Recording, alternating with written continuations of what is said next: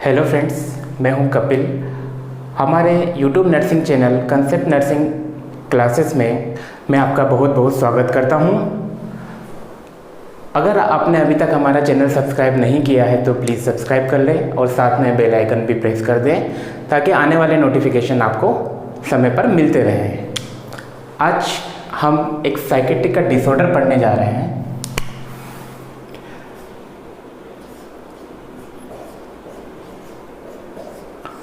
जो है ADHD यानी attention deficit hyper activity disorder. आपने देखा होगा कई बच्चे जो होते हैं वो मोशन एक्टिविटी से एंगेज रहते हैं, जैसे कि हाथ पैर चलाना, ज़्यादा उछल कूद करना, कभी उंगलियां चटकाते रहना। ऐसे जो बच्चे होते हैं जैसे कि क्लास में ज़्यादा एक्टिविटी करते हैं, शांत बैठते नहीं हैं और कभी उनसे हम क्वेश्चन पूछते हैं तो क्वेश्चन ख़त्म होने से पहले ही वो इनअप्रोप्रिएट आंसर्स देना स्टार्ट कर देते हैं। या फिर हम वो किसी खेल में किसी गेम में अगर पार्टिसिपेट करते हैं तो अपने टर्न के लिए भी वो वेट नहीं करते हैं और वो अपना टर्न के लिए वेट नहीं करते और काम करते हैं, फटाफट खेलना स्टार्ट करते हैं और खेलते हैं तो खेलते ही रहते हैं। कोई काम करते हैं तो करते ही रहते हैं या फिर एग्रेसिवली वर्क करते हैं, बहुत टॉकिंग करते हैं, सुनते किसी की नहीं है। और जब हम दो लोग बात कर रहे हैं, पेरेंट्स बात कर रहे हैं तो बीच में टोकते हैं। हम कई बार सोचते हैं कि ऐसे बच्चे थकते क्यों नहीं हैं, क्या है इनमें प्रॉब्लम, क्या इस टाइप के बच्चों में कोई बीमारी हो सकती है? हाँ जी, वो एक साइकेट्रिक की बीमारी है जिसको हम बोलते हैं ADHD यानी attention deficit hyper activity disorder.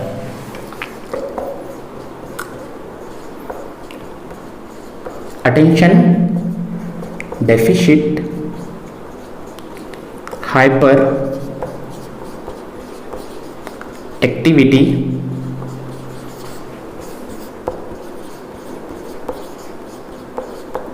Disorder. Attention deficit hyper activity disorder ये क्या है? ये एक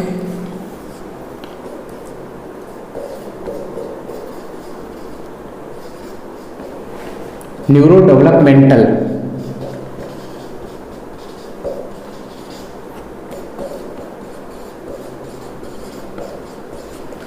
न्यूरो डेवलपमेंटल डिसऑर्डर्स है और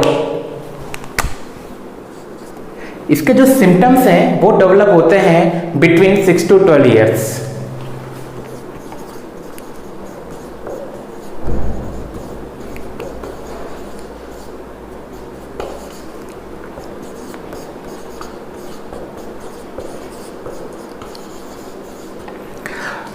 न्यूरो डेवलपमेंटल डिसऑर्डर्स हैं and symptoms started between 6 to 12 years. इसका सिम्टम्स डेवलप होते हैं 6 to 12 ईयर्स। साथ में ये मोर कॉमन है बॉयज में than to girl.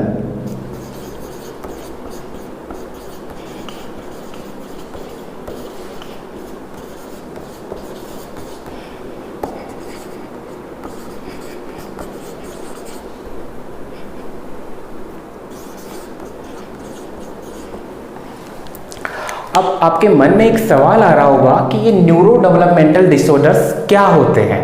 Neuro developmental disorders ऐसे डिसऑर्डर्स होते हैं या फिर ऐसे ग्रुप ऑफ डिसऑर्डर्स होते हैं जो अफेक्ट करते हैं हमारे नर्वस सिस्टम को। और नर्वस सिस्टम अफेक्ट होने से क्या होता है, ब्रेन जो फंक्शंस हैं वो जो ब्रेन फंक्शंस हैं वो डिस्टर्ब हो जाते हैं, एबनॉर्मल हो जाते हैं और ये एबनॉर्मलिटी की वजह से हमारा लर्निंग एबिलिटीज़, जो पेशेंट्स हैं उसका learning abilities, emotions, behaviour and memory सब अफेक्ट होते हैं।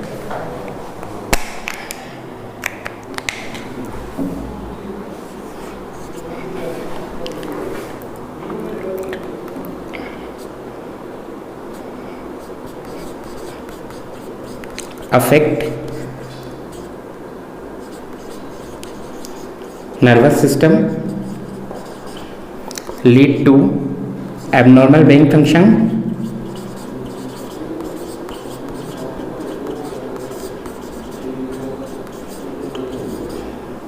lead to affect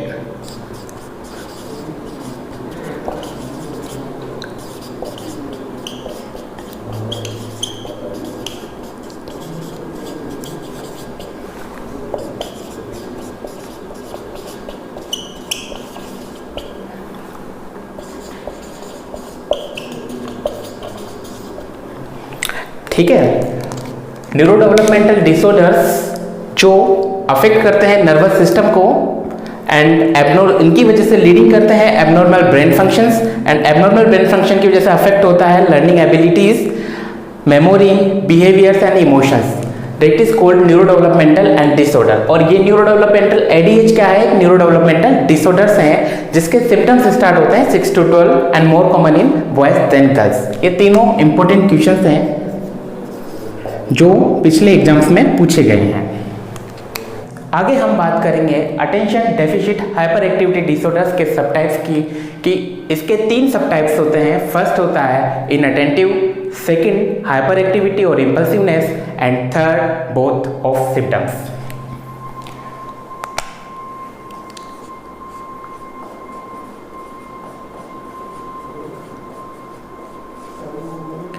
inattentive is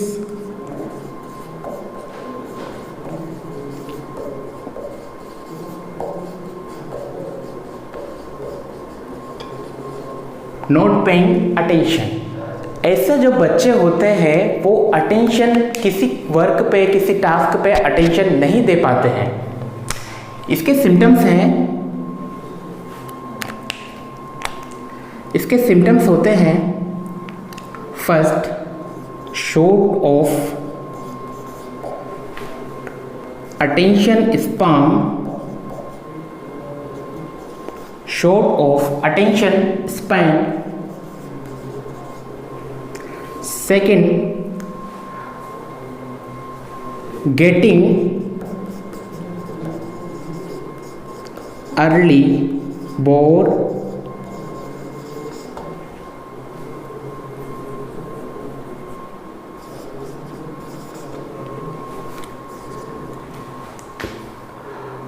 facing difficulty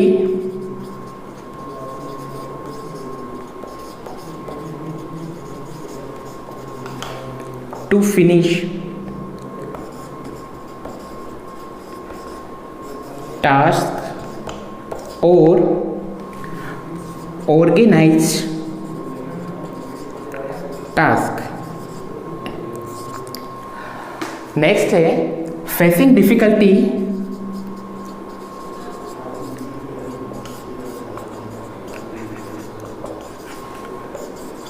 to learn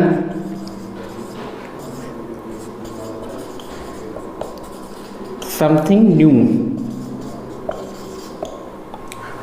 first है short of attention span, getting early bored, facing difficulty to finish the task and organize task, and facing difficulty to learn something new। Next है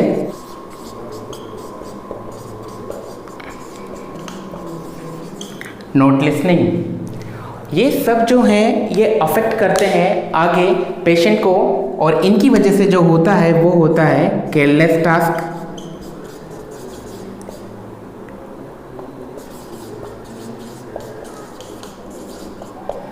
careless mistakes.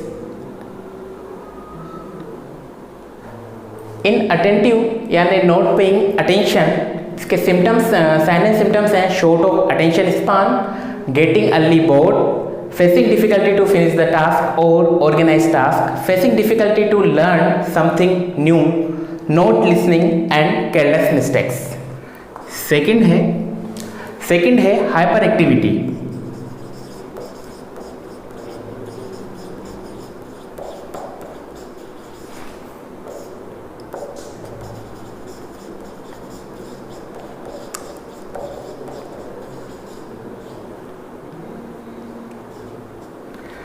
Hyper activity और impulsiveness.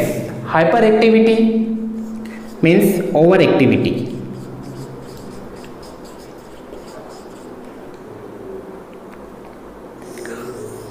Over active. Hyper activity disorders यानी hyper activity, impulsiveness यानी awake,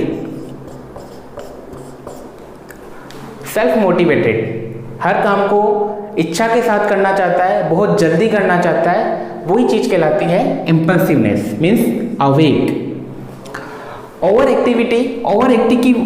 activity की वजह से ही इसको दूसरा नाम बोला जाता है, वो है hyper kinetic disorder.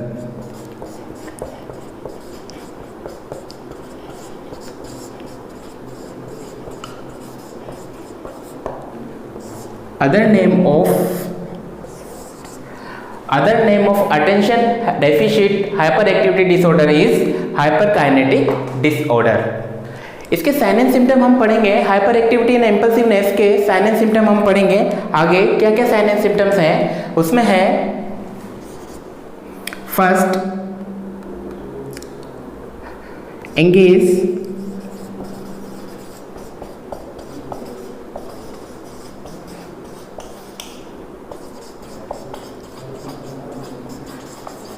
Engage in motion activity means हाथ चलाता रहता है, बैठा रहता है तो उंगलियां चलाता रहता है, हाथ हिलाएगा, पैर हिलाएगा, कुछ ना कुछ काम ऐसे करता रहता है मोशन एक्टिविटी से रिलेटेड। नेक्स्ट है ट्रबल,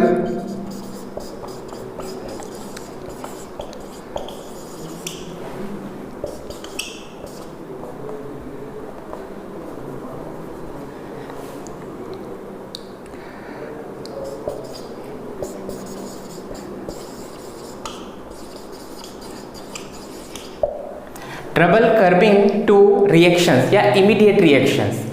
जब हम कोई हमसे काम के लिए बोलता है और हम एक्साइटेड हो जाते हैं तो वो काम करना चाहते हैं, या फिर उसको रिएक्ट करना चाहते हैं कि किसी का कुछ हमें बुरा लगा तो हम उसको फटाफट नाराज हो जाते हैं, रिएक्ट करते हैं। लेकिन अगर हम नहीं होना चाहते, हम चाहते हैं कि इस टाइम सही नहीं है, हमें अभी नाराज नहीं होना है, हमें एक्टिव नहीं होना है, हाइपर एक्टिव नहीं होना है, तो वो चीज़ क्या कहलाती है, कर्बिंग। हम अपने आप पे कंट्रोल करते हैं, हमारे इमोशंस को एक लिमिट के अंदर लाते हैं। लेकिन ये जो पेशेंट होते हैं हाइपर एक्टिविटी वाले पेशेंट जो होते हैं, ADHD वाले जो पेशेंट होते हैं, वो उनको ट्रबल होता है, वो अपने आप को लिमिट में नहीं रख सकते हैं। वो क्या करते हैं, रिएक्ट करते हैं, कोई भी इमीडिएट रिएक्शन के प्रति वो रिएक्ट करते हैं और यही शो करता है कि वो हाइपर एक्टिव है। नेक्स्ट क्या होगा, अगर पेशेंट हाइपर एक्टिव का है तो क्या है, वो सिट नहीं हो सकता, अपनी जो जगह है एक जगह पे वो बैठता नहीं है, can't seem to seat.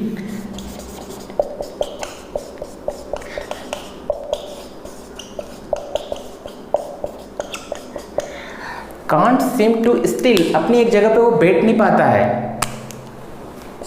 Next है डिस्टर्बिंग अदर्स।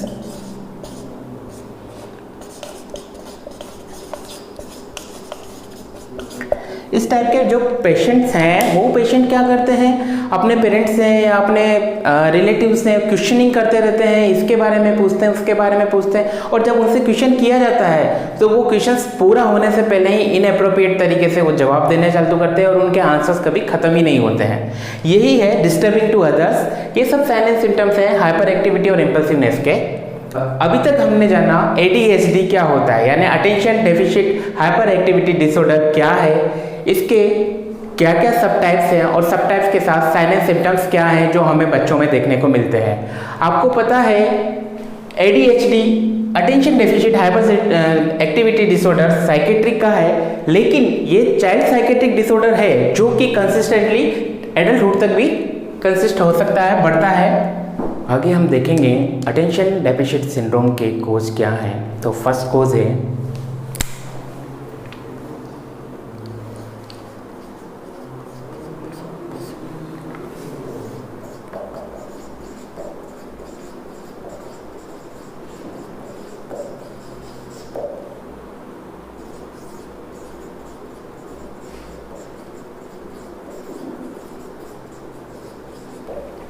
फर्स्ट है environmental and second genetic. Genetic factor जो हैं इसके अंदर हम आगे डिस्कस करते हैं कि जेनेटिक फैक्टर यानी जेनेटिक कंपोनेंट।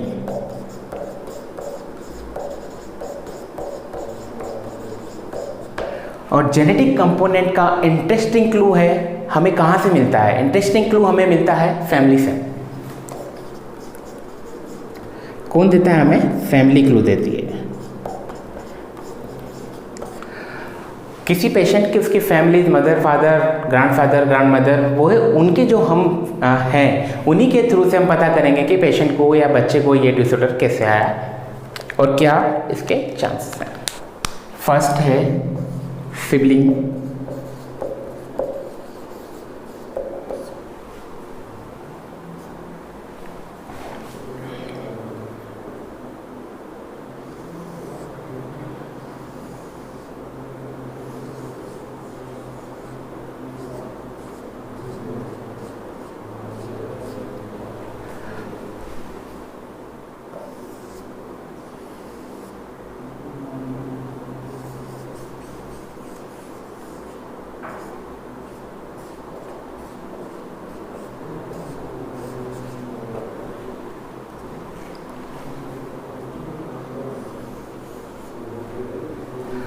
ये दोनों सिबलिंग्स हैं और ये है ADHD।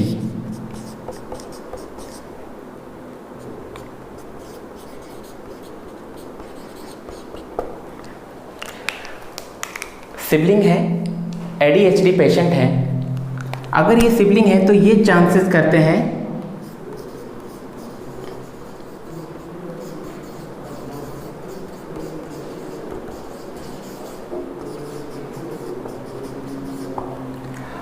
हायर चांसेस हैं increase chances to getting ADHD। But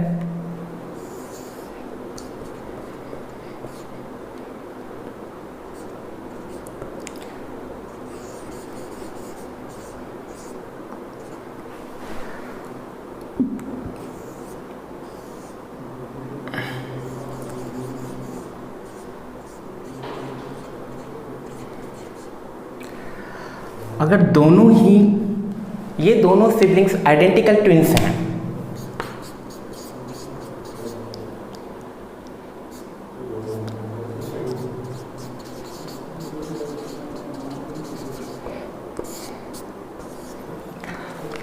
अगर सिबलिंग्स आइडेंटिकल ट्विंस हैं यानी सेम DNA के हैं तो ये चांसेस और इंक्रीज हो जाते हैं।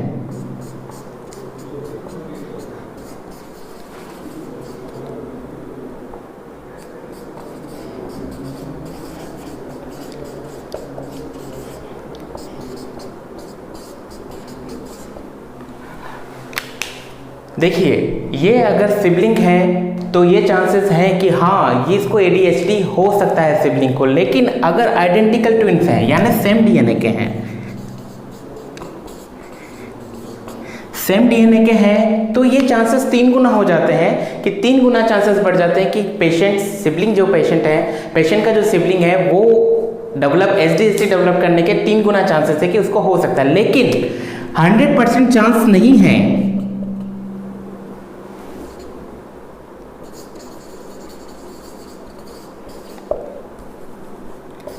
100% चांस बिल्कुल नहीं है कि वो जो सिबलिंग्स हैं उसको भी ADHD होगा ही। 3 गुना चांसेस है, हायर रिस्क में है, लेकिन 100% चांस नहीं है। जेंडर, मैंने आपको बताया था कि boys are more prone to develop ADHD then girls.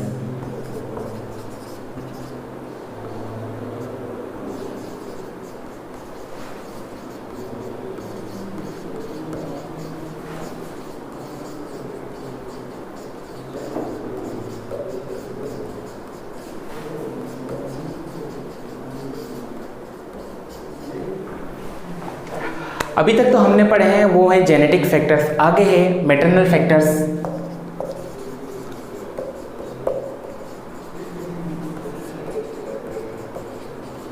जो कि ड्यूरिंग बर्थ पेशेंट को या चाइल्ड को अफेक्ट करते हैं। Prenatal factors, perinatal factors and postnatal factors.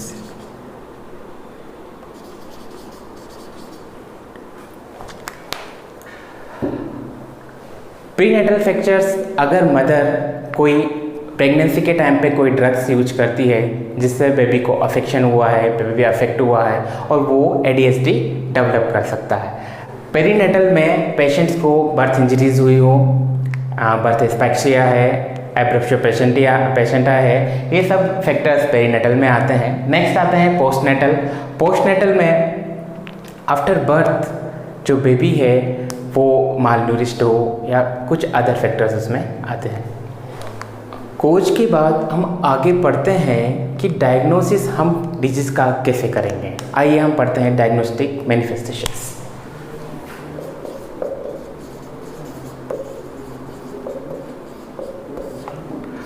हम फर्स्ट करेंगे मेडिकल एग्जामिनेशन।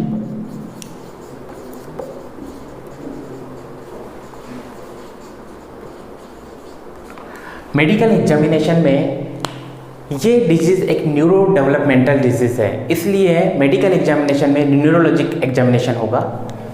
उसके नर्वस सिस्टम के डेवलपमेंट को हम चेक करेंगे।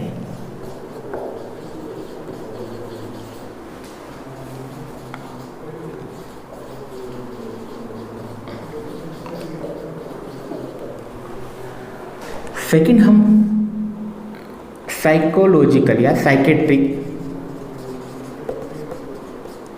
एग्जामिनेशन।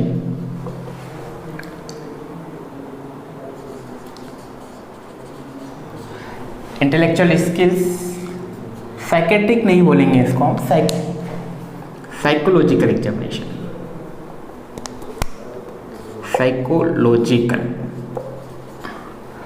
साइकोलॉजिकल एग्जामिनेशन में intellectual skills, emotions, memory,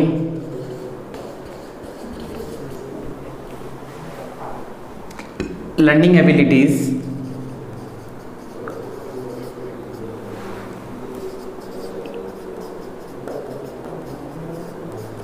ETC, ये सब हम पेशेंट्स में चेक करेंगे। नेक्स्ट हमारे आता है ऑब्जर्वेशन। और ऑब्जर्वेशन में हम फर्स्ट देखेंगे teachers report,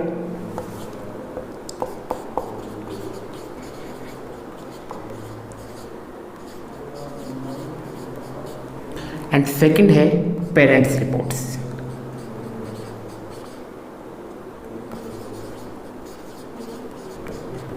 teachers report is most reliable.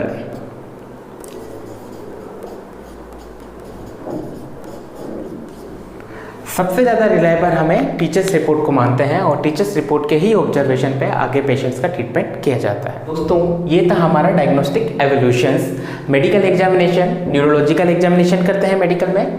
Psychological examination में इंटेलेक्चुअल स्किल्स, पेशेंट्स की इंटेलेक्चुअल स्किल्स देखते हैं, रीजनिंग है उसके कैसे वो रिएक्ट कर रहा है, इमोशंस देखते हैं, मेमोरी एंड लर्निंग एबिलिटीज़। इसके बाद ऑब्जर्वेशंस हैं teachers report and parental report. Teachers report most reliable report.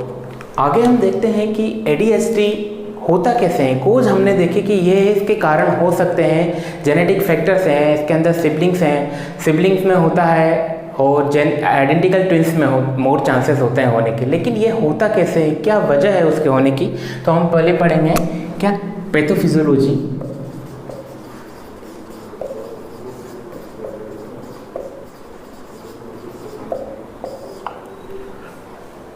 या फिर डेवलपमेंट ऑफ द डिजीज। आपने देखा कि एक सिबलिंग्स हैं,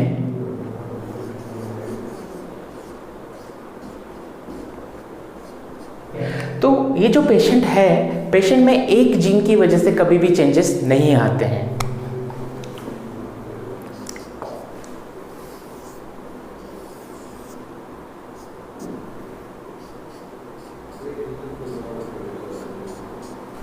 ये एक जीन अफेक्ट होती है, एक जीन अफेक्ट होती है, लेकिन ये सिम्टम्स डेवलप नहीं कर सकती है। इसीलिए सिम्टम्स डेवलप होने के लिए या सिम्टम्स डेवलप करने के लिए मल्टीपल ऑफ जीन्स रेस्पॉन्सिबल होती है।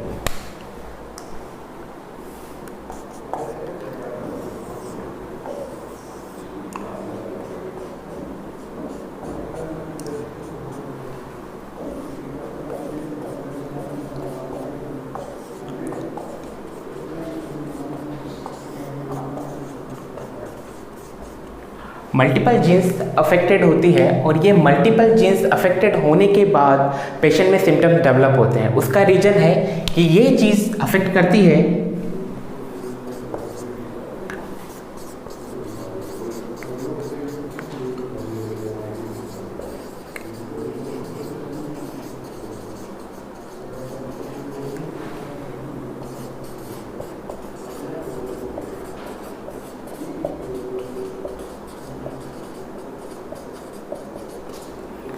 ये चीज़ अफेक्ट करती है production and regulation of neurotransmitters.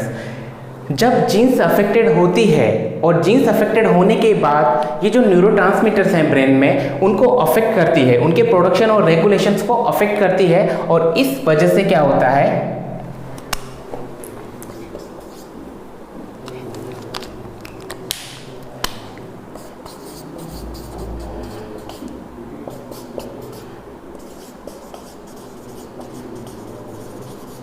Brain के जो फंक्शंस हैं वो एबनॉर्मल होते हैं। ब्रेन के फंक्शंस एबनॉर्मल होने की वजह से लर्निंग डेफिशिट होती है, लर्निंग एबिलिटी वीक होती है, इमोशंस अफेक्ट होते हैं, और पेशेंस डेवलप करता है ADHD। इसमें एक चीज़ और काम करती है, वो हम बात करते हैं कि जो न्यूरोट्रांसमीटर्स होते हैं वो कौन कौन न्यूरोट्रांसमीटर ADHD के अंदर अफेक्ट होते हैं। तो वो होते हैं डोपामिन एंड नोरेपिनेफ्रिन। जो न्यूरोट्रांसमीटर्स अफेक्ट होते हैं वो होते हैं डोपामिन,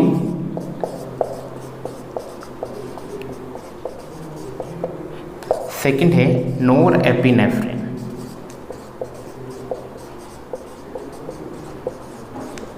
ये दोनों न्यूरोट्रांसमीटर्स अफेक्ट होते हैं जब ब्रेन डोपामिन कैसे अफेक्ट होता है, डोपामिन अफेक्ट होने का रीजन है कि जब ब्रेन इन्वॉल्व होता है in behaviour activities like rewarding, risk and impulsiveness.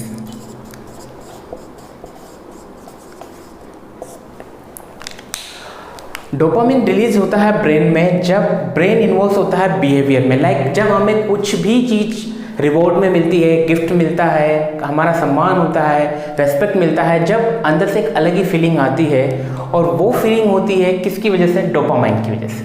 अंदर एक हैप्पीनेस फील होता है, वो होता है डोपामाइन की वजह से।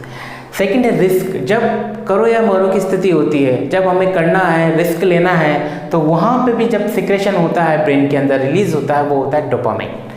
इम्पल्सिवनेस, आवेग, जब हम एक मोटिवेशन में होते हैं, सेल्फ मोटिवेटेड होते हैं, स्पीड में होते हैं, हमें कुछ कर गुजरने का जज्बा होता है, वो हमारे उसके लिए अफेक्ट करता है, उसके लिए डोपामिन ब्रेन में रिलीज होता है। इस तरीके से नोरेपिनेफ्रिन होता है, वो रिलीज होता है जब हमें अटेंशन की ज़रूरत होती है, attention, arousal, attention arousal in time. Attention के लिए नोरेपिनेफ्रिन रेस्पॉन्सिबल है, अराउजल हमें जगाने के लिए, हमें किसी के प्रति सचेत करने के लिए। जब हमसे बोला जाता है कि अटेंशन प्लीज़, तो हम माइंड कॉन्सेंट्रेट करते हैं, हम माइंड को अटेंशन करते हैं और उस चीज़ पर फोकस करते हैं। तो उस टाइम हमें किसकी ज़रूरत होती है, नोरेपिनेफ्रिन। हमारे ब्रेन में क्या रिलीज होता है, नोरेपिनेफ्रिन। अब ये रिलीज कैसे होता है, कैसे ये काम करता है, वो भी आगे देखते हैं हम। ये जो पेशेंट है इसके ब्रेन की बात करते हैं।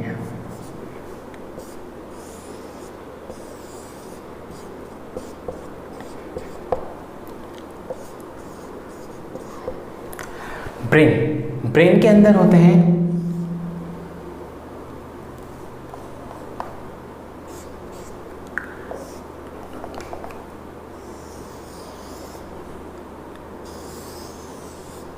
न्यूरॉन्स,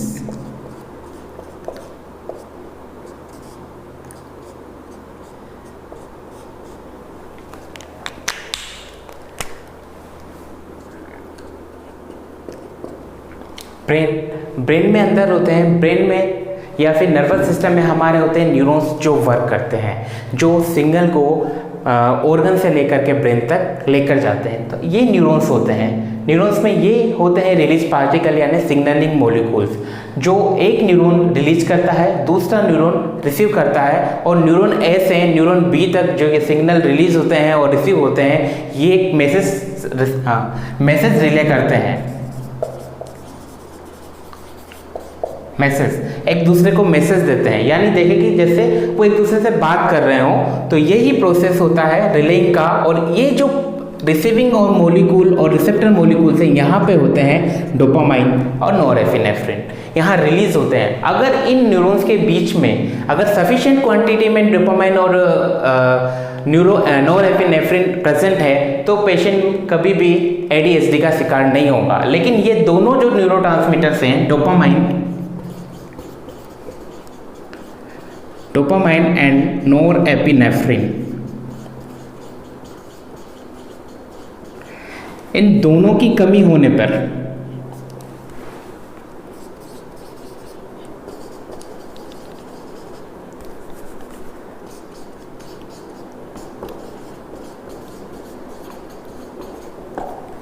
क्या डेवलप होता है? एडीएचडी।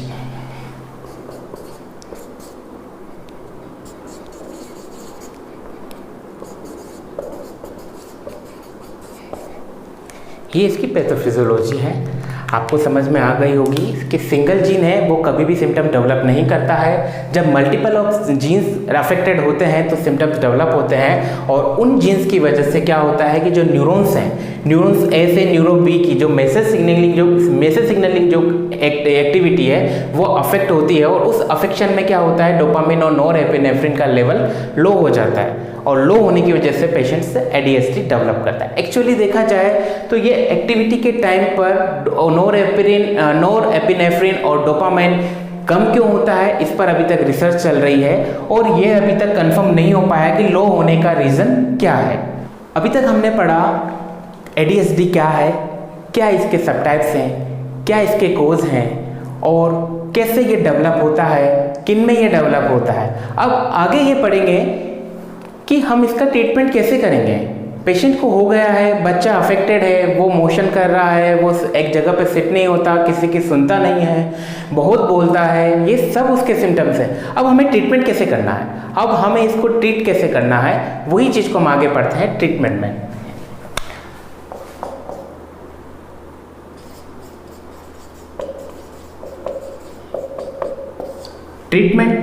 ट्रीटमेंट भी काफ़ी सारे हैं। में फर्स्ट है बिहेवियरल साइकोथेरेपी।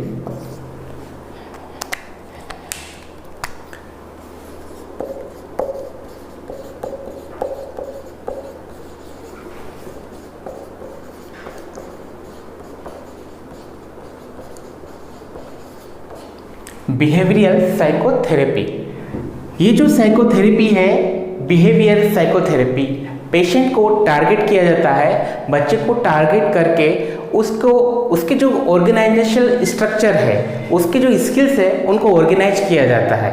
ठीक है, इसका रीजन क्या है, पर्पज क्या है? डिक्रीज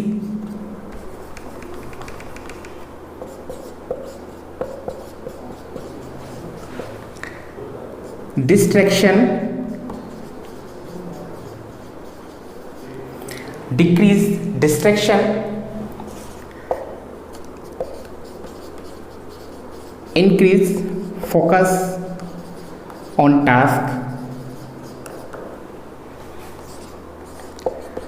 organize learning skills,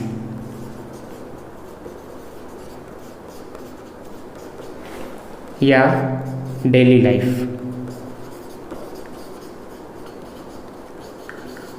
ये इसका पर्पज़ है, इसीलिए हम बिहेवियरल साइकोथेरेपी का यूज करेंगे। बिहेवियरल साइकोथेरेपी मीन्स बिहेवियर में उसके चेंजेस लाना। ये टारगेटेड टू होती है, टारगेटेड टू पेशेंट मतलब चाइल्ड। नेक्स्ट ट्रीटमेंट हम पढ़ेंगे मेडिकेशंस।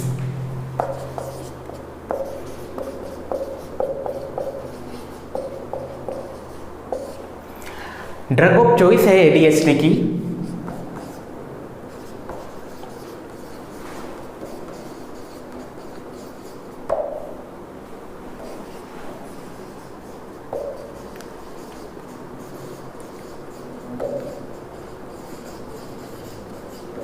मिथाइल फेनिडेट, जो कि एक ब्रांड नाम से आती है, वो है रेटलिन।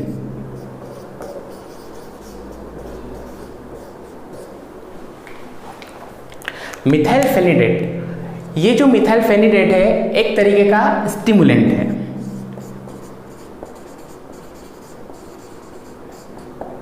स्टिमुलेंट यानी जो स्टिमुलेट करता है। स्टिमुलेट करने की किसको ज़रूरत है? दो चीज़ों को ज़रूरत है। फर्स्ट है डोपामाइन एंड नोरेपिनेफ्रिन, ये दोनों को ही स्टिमुलेट करता है।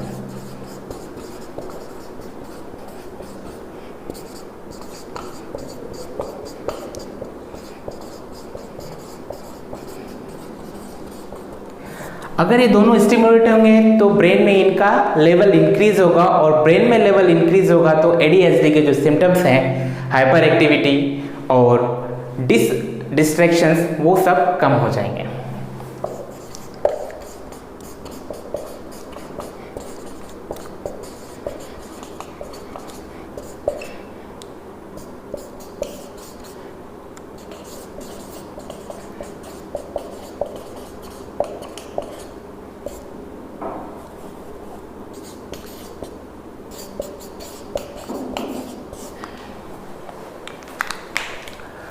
ये इसका मेडिकल मैनेजमेंट है। आगे हम पढ़ेंगे नर्सिंग मैनेजमेंट। नर्सिंग मैनेजमेंट सबसे इम्पोर्टेंट है और कॉम्पिटिटिव एग्जाम्स में सबसे ज़्यादा क्वेश्चंस अगर आए हैं तो वो ओनली फॉर नर्सिंग मैनेजमेंट से आए हैं।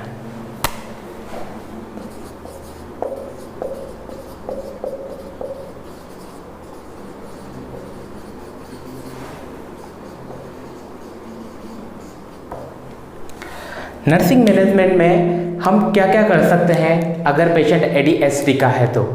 फर्स्ट है acceptance of the child.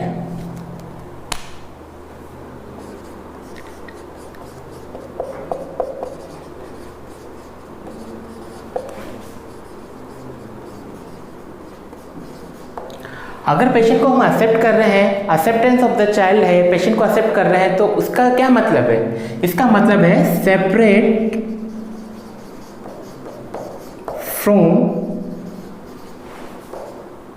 unacceptable behavior।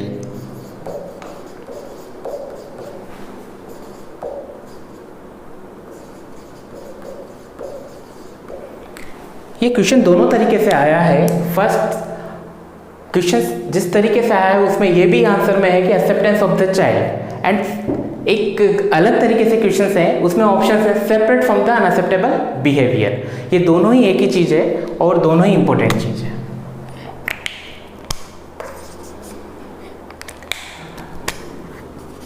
Second है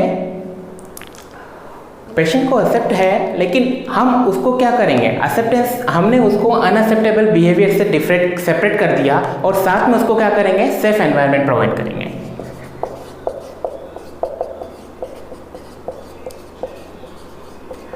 सेफ एनवायरनमेंट हम कैसे दे सकते हैं?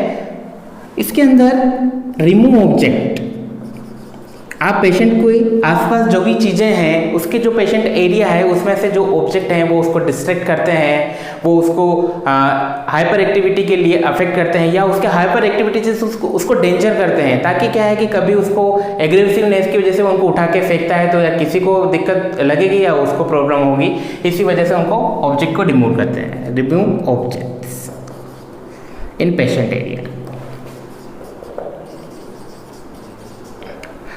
सेकंड है हम सेफ एनवायरनमेंट कैसे कर सकें? जो उसको डिस्ट्रैक्ट कर रहे हैं, ऐसी चीज़ें जो उसको डिस्ट्रैक्ट कर रही है, जैसे कि कोई आवाज़, ऐसी चीज़ें जिससे आवाज़ आती है, लाइट उसको डिस्ट्रैक्ट करती है, उसको अंधेरा डिस्ट्रैक्ट करता है, कोई भी ऐसी चीज़ जो उसको डिस्ट्रैक्ट कर रहे हैं, तो डिक्रीज डिस्ट्रैक्शंस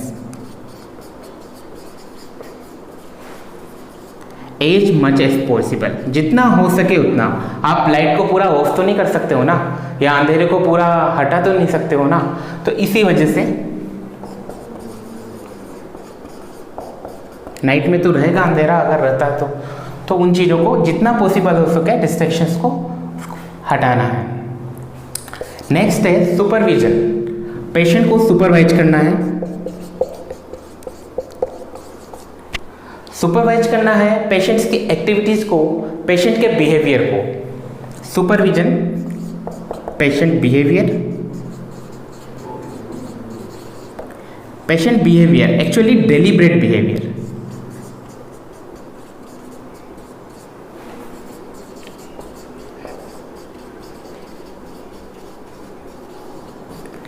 उसका जो अनऑर्गेनाइज्ड बिहेवियर है, आपने जो आसानी करी वो उस तरीके का बिहेवियर कर रहा है, तो उन सब चीज़ों को आपको सुपरवाइज करना है, असेस करना है कि वो किस तरीके से, किस टाइम पे, किस बात से वो हाइपर एक्टिव होता है, किस तरीके से वो बिहेव करता है, ये सब आपको ऑर्गेनाइज करना है, सुपरवाइज करना है, और उसके लिए उसको एक्शन लेना है। नेक्स्ट है पेशेंट्स एक्टिविटी।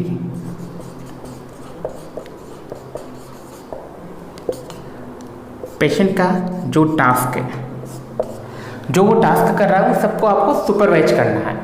सुपरवाइज के साथ सेकंड है असिस्टेंस। नेक्स्ट असिस्टेंस, अगर हमने उसको कोई काम दिया है, कोई चीज़ दी है कि हमने उसका एक गोल सेट किया है, वो स्टेप बाय स्टेप उस काम को कर रहा है, और करते हुए टाइम आपको उसको असिस्ट करना है, उसको असिस्टेंट करना है, उसको सपोर्ट देना है, उसको बताना है कि कैसे कैसे काम को किया जा सकता है, और जब वो काम कंप्लीट कर ले, असिस्टेंस इन टास्क।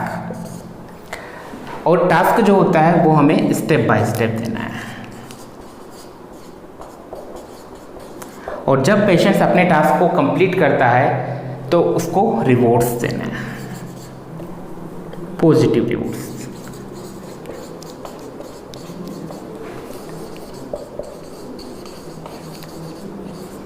ताकि बच्चा प्रमोट हो।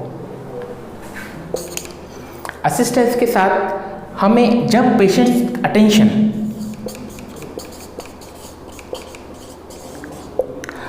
पेशेंट के अटेंशन को हमें ऑब्जर्व करना है, उसके अटेंशन को, उसको अटेंटिव रखना है, उसके लिए हम क्या करेंगे, calling by name.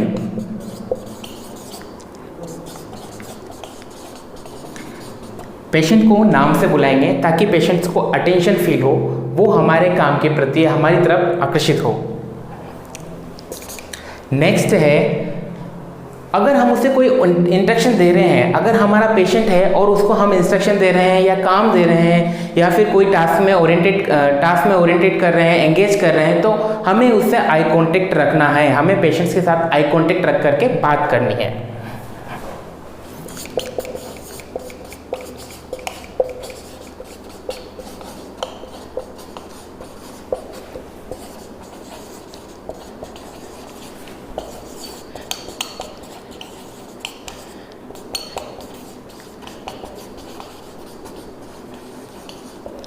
During giving instruction देते टाइम आई कांटेक्ट रखना है।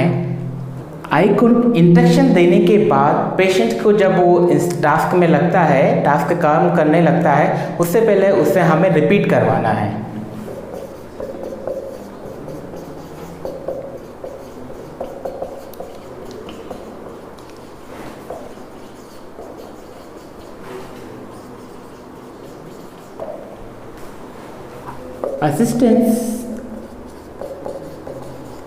असिस्टेंस जो हम देंगे पेशेंट्स को, वो 1-to-1 बेसिस पर देनी है, 1-to-1 basis. 1-to-1 basis assistance देनी है। वो जो एक स्टेप्स काम कर रहा है, उस स्टेप्स में उसके साथ रहना है, उसको समझाना है, 1-to-1 बेसिस पर देना है।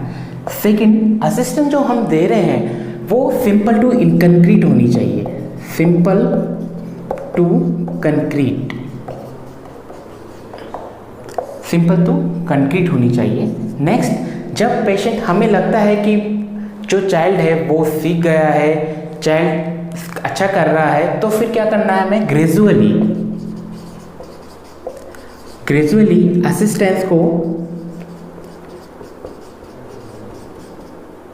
डिक्रीज करना है, ग्रेजुअली असिस्टेंस को डिक्रीज करना है। इसी तरीके से अगर पेशेंट है तो उसको क्वाइट एनवायरनमेंट प्रोवाइड करना है, सेफ एनवायरनमेंट प्रोवाइड करना है, सेल्फ ओरिएंटेड एनवायरनमेंट प्रोवाइड करना है, स्मॉल एक्टिविटीज में इन्वॉल्व करना है, प्रोवाइड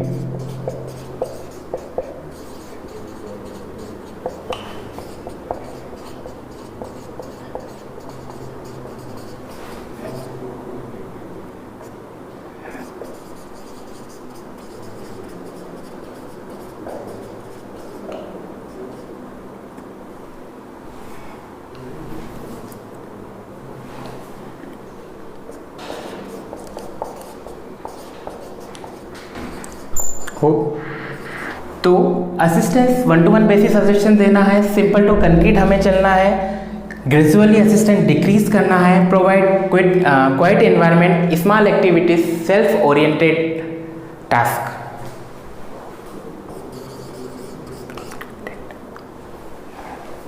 सेल्फ ओरिएंटेड जो उसको ओरिएंट करे वो टास्क उसको प्रोवाइड करना है।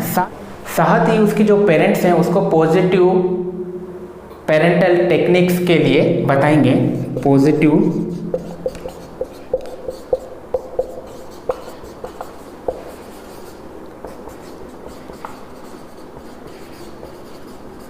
Techniques like in time, good behaviour,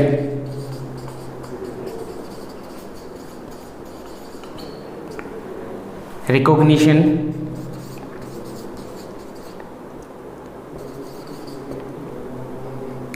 recognize patient behavior,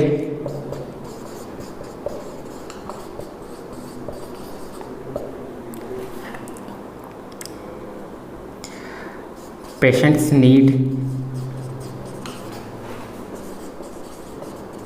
during daily needs, during activities,